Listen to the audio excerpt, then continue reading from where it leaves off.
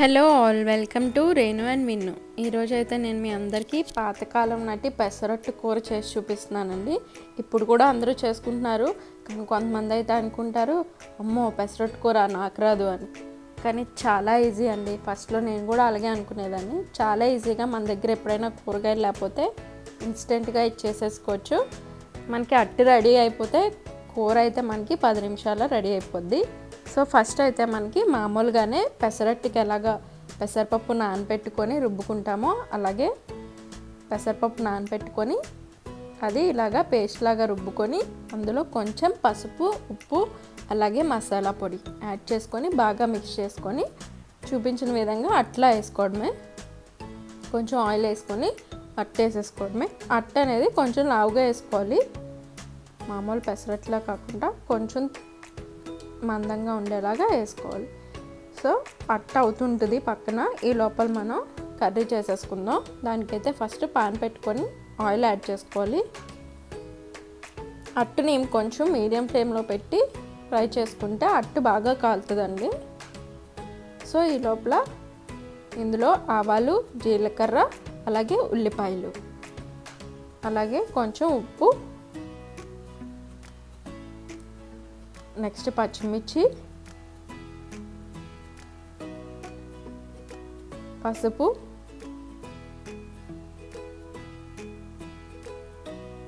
Add చేసుకొని ఇది fry చేసుకోవడమే కొంచెం సేపు. ఈ రెసిపీ అనేది చాలా ఈజీ రెసిపీ అండి. ఒకసారి ట్రై చేసి చూడండి. టేస్ట్ కూడా చాలా బాగుంటుందండి, డిఫరెంట్గా ఉంటుంది. సో ఇక్కడ ఆనియన్ కొంచెం ఫ్రై అయింది కదా, ఈ లోపల నాకు అట్టు రెడీ అయిపోయిందండి. ఇక్కడ జింజర్ గార్లిక్ పేస్ట్ కూడా యాడ్ చేసుకున్నాను. చూడొచ్చు ఇక్కడ అట్టు చూసారు కదా, రెడీ అయిపోయింది. నేను దాన్ని పీసెస్ కింద కట్ చేసి పెట్టుకున్నాను. సో ఇక్కడ జింజర్ గార్లిక్ పేస్ట్ యాడ్ చేసుకొని అది కూడా కొంచెం ఫ్రై అయిన తర్వాత ఇందులో మసాలా పొడి కూడా యాడ్ చేసుకున్నాను. మామూలు మన ఇంట్లో ఉండే గరం మసాలా యాడ్ చేసుకొని కొంచెం ఫ్రై అయిన తర్వాత టమాటో కూడా యాడ్ చేసుకున్నాను. నేను వచ్చేసి ఇక్కడ 2 టమాటోలు తీసుకున్నానండి.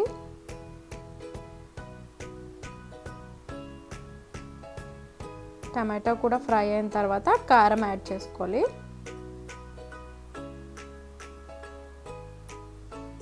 యాడ్ చేసుకొని ఒక్కసారి కారం కూడా ఫ్రై అయిన తర్వాత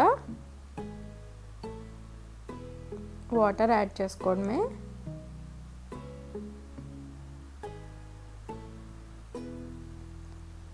వాటర్ కొంచెం నార్మల్ కూరల కంట ఎక్కువే పడుతుంది. నేనైతే కొంచెం వాటర్ అలాగే కొంచెం పాలు యాడ్ చేసుకున్నాను. టేస్ట్ ఇంకా బాగుంటుంది. లేదంటే నార్మల్ వాటర్ యాడ్ చేసుకున్నా ఓకే. నేనైతే half water half milk add చేసుకున్నాను. వాటర్ చూసుకొని యాడ్ చేసుకోండి. మనకి ఆ పెసరట్టు ముక్కలు అనేవి ములిగేలాగా ఉండాలన్నమాట.